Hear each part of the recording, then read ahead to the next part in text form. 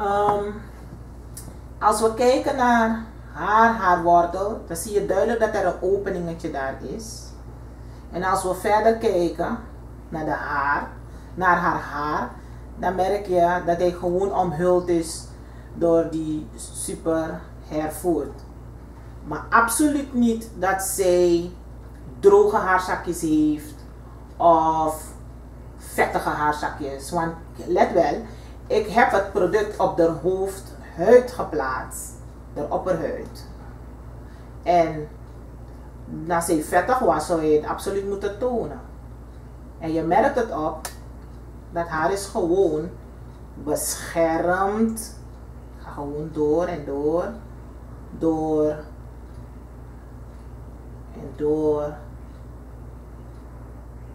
Dan moet heel langzaam doen. En je kan nergens merken dat hij door hitte beschadigd is.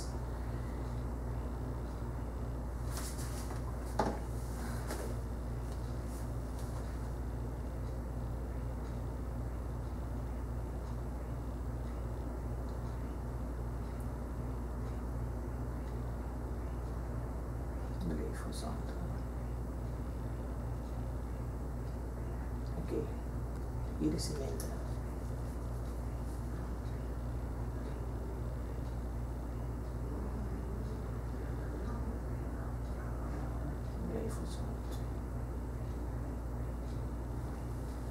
Laten we kijken als ik het droog ga.